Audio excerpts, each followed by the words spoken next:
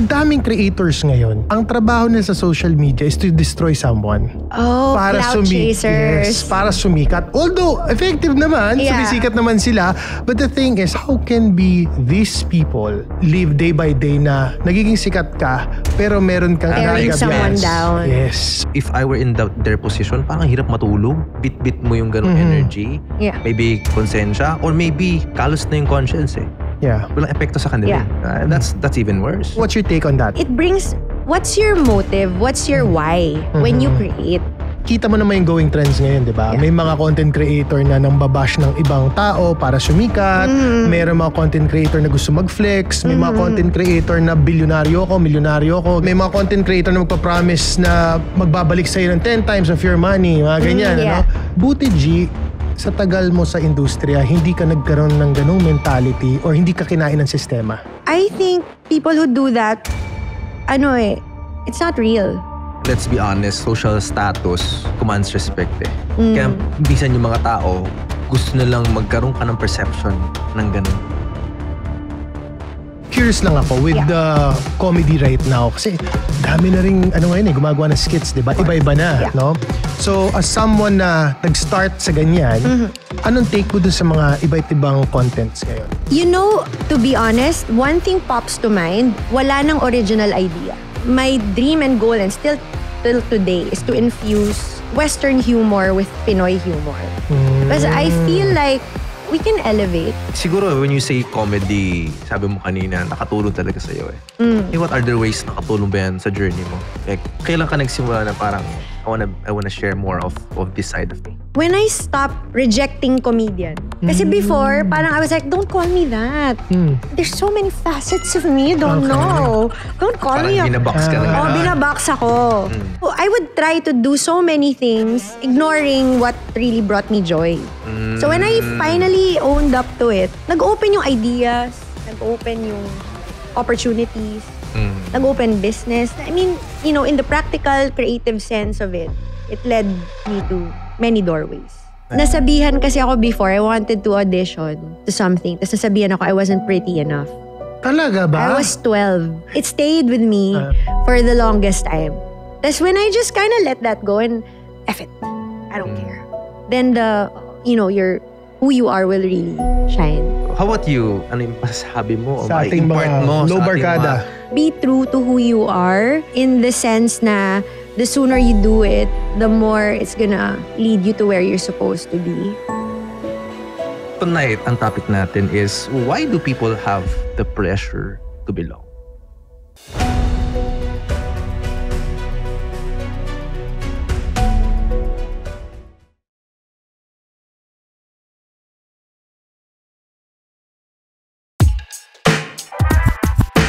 Podcast na naman with Gerald at Brian. Aral lang pulutan sa inuman at kwentuhan. Pinagsamang veterano, parehong talentado. Ihanda ang may katbaso sa lames at intablado. Gusto ko ganito, ang kwentuhan lang ay easy. Nagiging totoo lalo pag naka-whiskey. Pero hinay lang, para goods pa rin ang kidney. Pormahang mabait pero mga bara i-deadly. Hubat lang ang beat pero kumakalabit. Hip-hop kalakip sa struggles ko sa street. So usapang patagisan, huwag magbaka sa kalibro. Utak namin hinulma ng kali at sa kalibro. Tara pag-usapan natin dito, kwento mo sa buhay. Kasamang mga pogs, ilabas lahat ng tunay. Mag-relax lang tayo, sober man o tipsy. Aral makukuha mo sa life over whiskey. Mula sa baba, ngayon tinitingala. Inakit ko ang bunga, hindi lang basta tumingala. Pogs na ngayon ang bata na minsang pariwara. Wala ngang imposible at merong himala.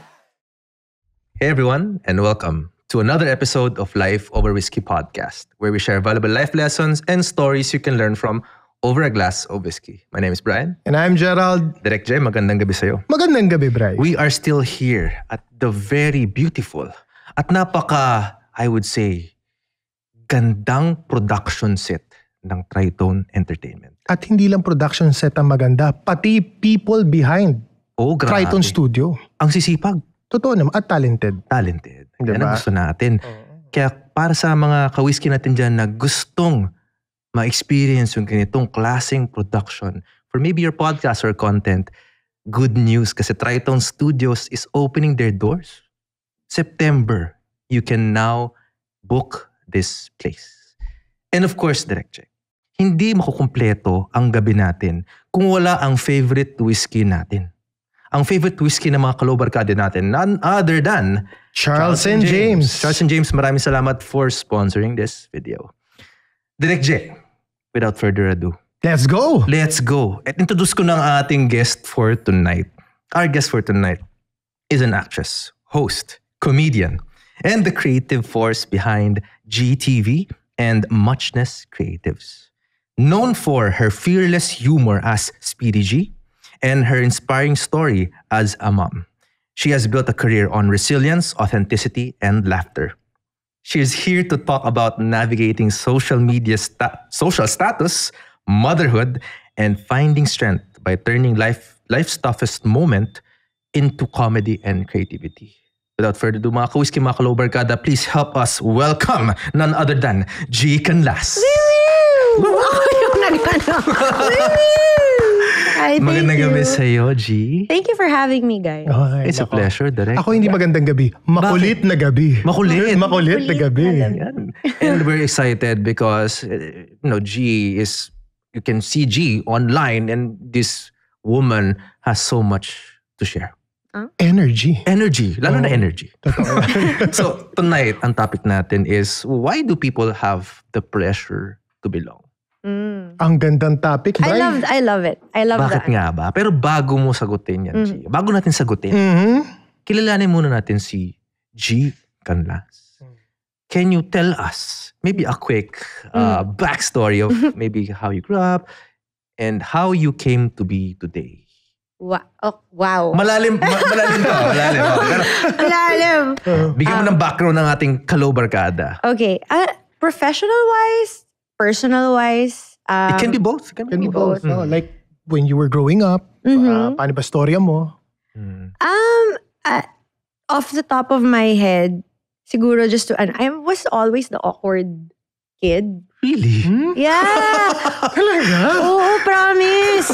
Parang hirap Promise. When you say Promise. awkward, what do you mean? Ikaw ba yung tahimik sa school? Ikaw ba yung bully? O ikaw yung parang No, eccentric to? Parang, I'm not the pop kid. Okay. I was surprisingly, kasi people with what they know of me now na ang chika mo, ang ganun mo. I'm actually tawag dito, when I grew up, I was awkward. I was shy. Mm. And so then, introverted ka? I'm an ambivert.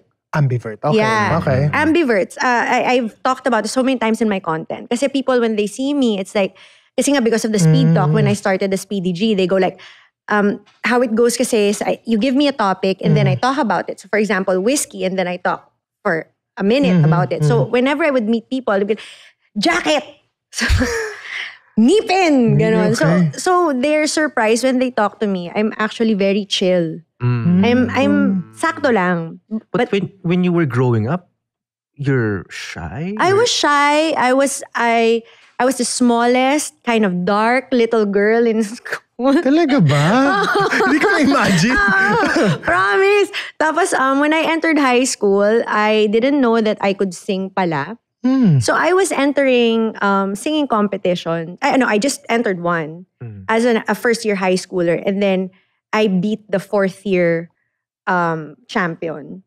So from there, doon ako nakilala sa school na, kumakanta to. So sikat ka na noon. Medyo nagkaroon Popular ako ka na sa school medyo noon. nagkaroon ako ng konting name. Yeah.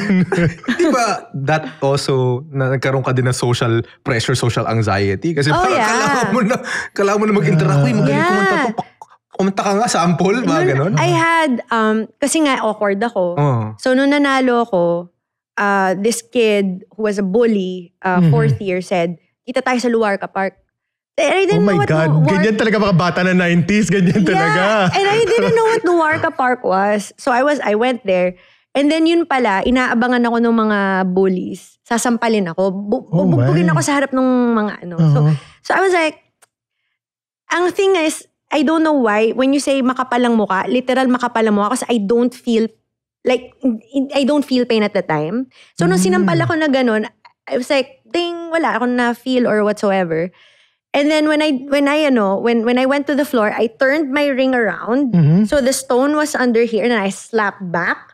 Oh. Madiskarte. Bata pa lang madiskarte na. And then I slapped back, and then that's when I felt like, oh, I could be a little bit of a badass. Bad. Like a little badass it is. So yun, from there, I kind of just felt like may konti pala akong grit. Okay. And then but it didn't really fully develop. Even after college, I wanted so much to be in front of the camera, but I was denying myself that. Parang I was like, nah, I was the awkward kid. I was dark. I was not pretty. I had all these insecurities. So I did everything that I can to kind of inch towards the camera, but not own it. So I became a commercial dancer, a hip-hop dancer. I was a body double. My first commercial was my tummy. So I was flexing it so my mom could be like, that's, you, mama made it. So I was like, oh man, nakita mo yung tiyan ko. I was flexing for you.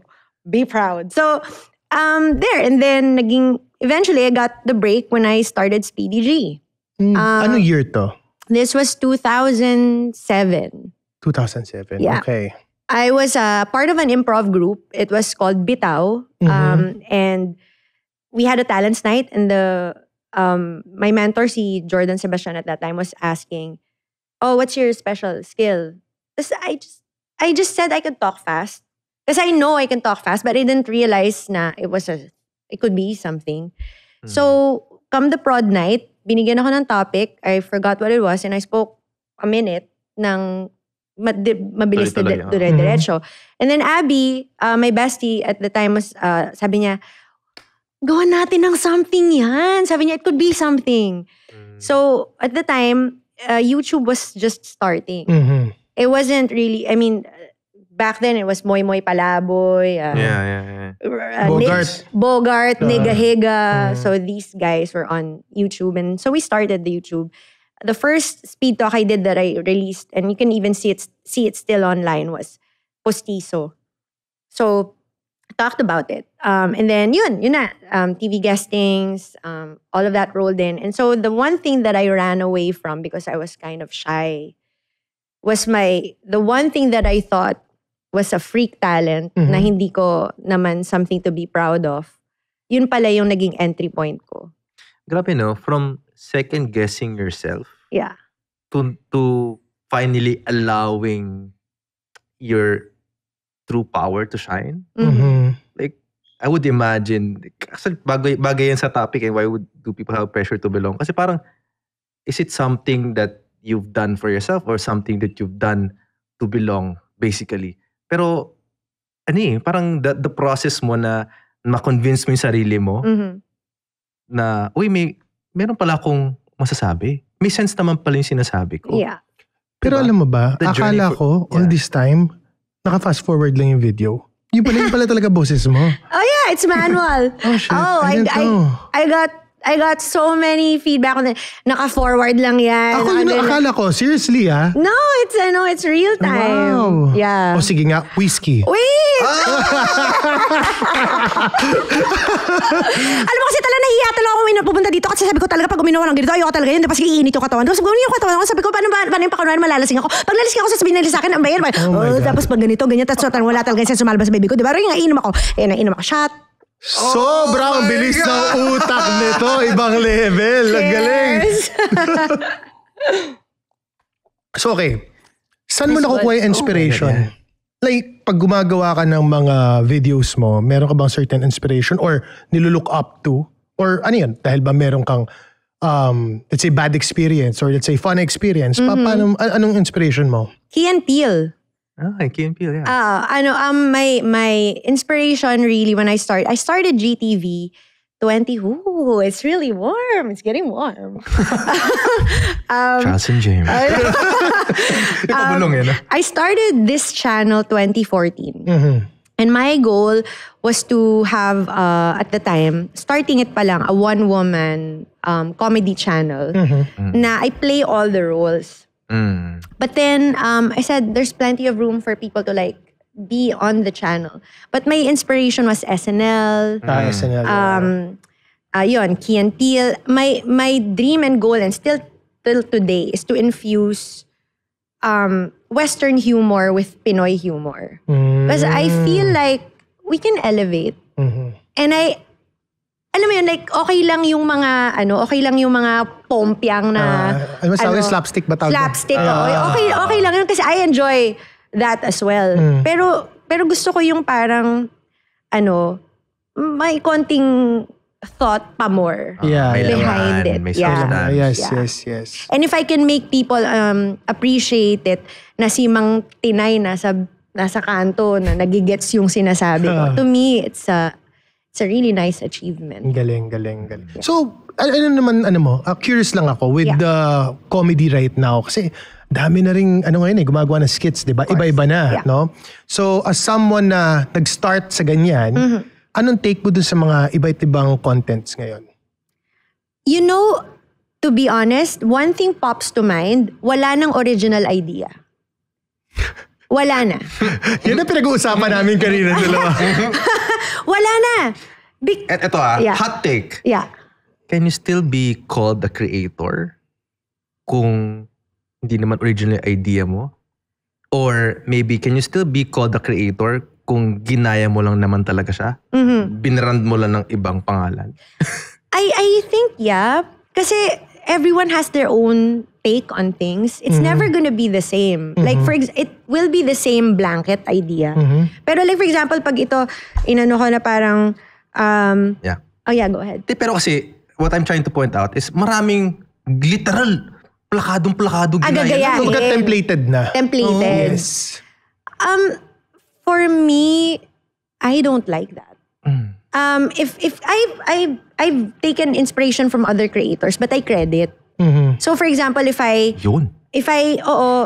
put something out there, I go inspired by, or an actual shout out to the person. Like, I can't resist doing this tag, or I had to do this tag. Pero ako kasi, when I watch yung pupunta sa feed ko yung content ni Abby, I find it original. I mean, wala ako masyadong Pilipino nakikitang ganun ang style. Ako I don't know kung hindi ko lang napapanood masyado, but for me, at saka I find it entertaining. Natatawa ko. Diba? So, yun lang naman. May differences talaga. Like, buti nga, you put a creative spin into it. Kaya in YouTube, there's this called fair use, diba? Like, kung tinransform mo siya to a certain way, na hindi lang parang, kunyari, mga reaction videos. Parang nanonood lang siyang gano'n. Wala namang any... People can get sneaky though. Yeah. They still can. They get sneaky. Kasi I had a skit that was shot this 2016. And then another channel. Local. Yeah, local. Okay. Mainstream. Took my stuff. And then bit by bit, line by line, shot by shot, Ginaya talaga, pati camera angle, production value, pati lighting, lahat. Oh my. So I'm like, but the thing Pati is, script? halos. But the tricky thing is, the reason why I say it's sneaky, because they get creative, kaya creators. Yeah. So they would dig years behind. Matagal na to, hindi na to maalala ng mga tao. Let me do this now. Kasi matagal na eh. Kinontent mo ba yun na ginaya ka? Hindi naman. Hindi na. Hinayaan mo na. Hinayaan ko na. Okay na yun. Okay. Madami pa ako. Yeah. Pero kasi ako, the way I see it, you can get inspired, pero create your own identity. Yeah. Hindi pwede yung parang, si Jean Canlas, ganito magpatawag, gagayahin ko yan. Yeah. Yung success mo will not be the It's same different. sa akin eh. It's different Kaya sabi ko, can you still be called a creator kung ginaya mo lang talaga? Wala kang own identity put into it. Yeah. But the thing is, some people get reactions by being called out. There are some creators from the States na literally is Brooke Monk. I don't know if you know her, but No. sobrang viral niya in the States. Pag naglabas siya, may isang girl na maglalabas exactly what she did. So she would get the hate. And that gets her views. Oh. So it's intentional. Some of them want to be caught. Okay. Actually, yan nga yung perfect yung sa topic natin. segue. Now, especially with social media nowadays. Ano ba to? Dahil they wanna ride the trend so that they would have this false perception of value for themselves na I belong kasi marami akong followers. Yeah. Yeah. Pero the reality is like all of those followers were attained by just copying something online. Yeah. It's just one sentiment lang. Diba? And if may I add lang rin doon, G, Yeah. what's your take with this? Yung sa sinabi ni Brian also, ang daming creators ngayon, ang trabaho nila sa social media is to destroy someone. Oh, cloud chasers. Yes, para sumikat. Although, effective naman, Yeah. sumisikat naman sila. But the thing is, sabi ko kay Brian, going here kanina, how can be these people, live day by day na nagiging sikat ka, pero meron kang Tearing inagabyas. someone down. Yes. So what's your take on that, guys? I want to know your thoughts on it. Ako, it brings, what's your motive? What's your why when you create? Kasi for me, whenever people comment na, this made me smile, this made my day, all these, if it made them feel a certain way na positive, I did my job. So, Love that. if yung mga cloud chasers na ganyan, I agree with you. Ang bigat nun every day. Mag-scroll ka sa news, who can I tear down? Who can I start some news about? But then, that's how they get paid. I'm not gonna touch that. But my why is, if I leave my platform someone happier, and it encourage them to be authentic, be who they are, then I think yun yung pinaka goal ko with what I create.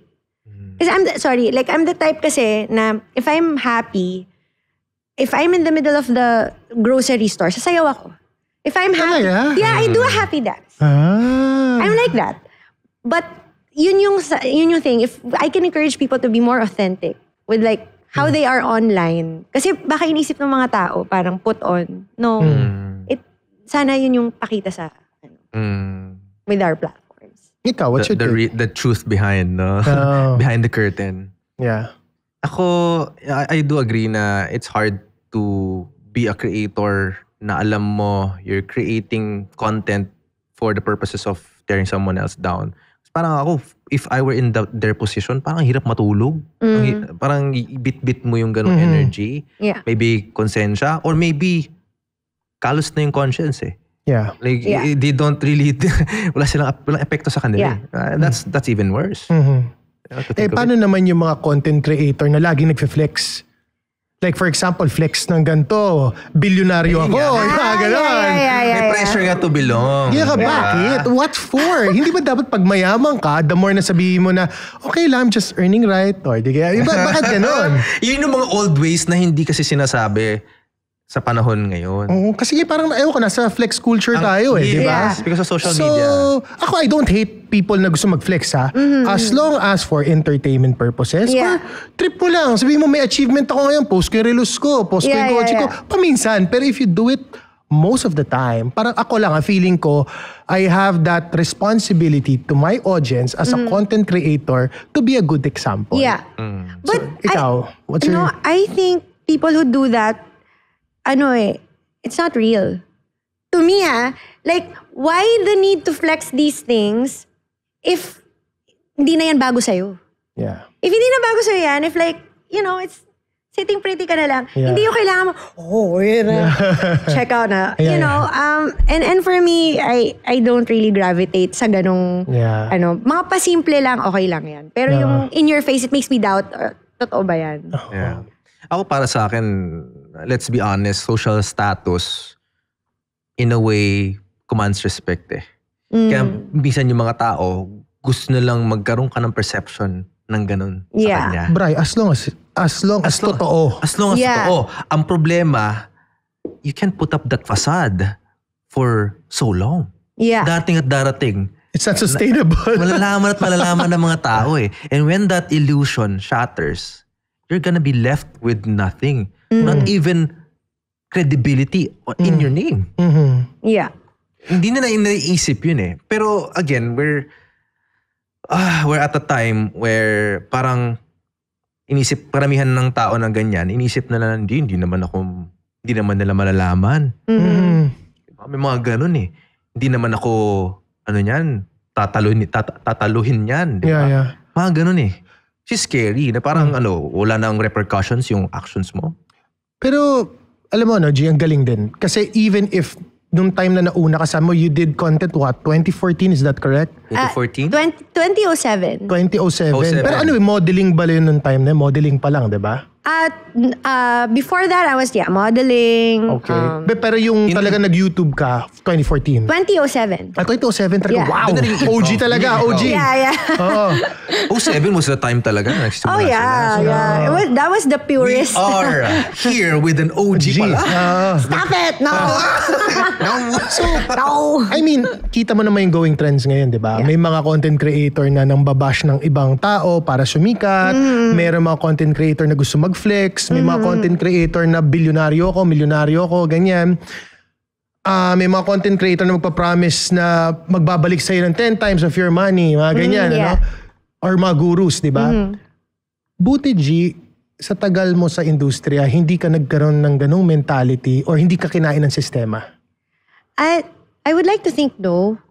Because I don't know. I keep saying this, there's a difference with childish and childlike. And as you age, I want to keep my childlike factor in me na I don't want to be jaded.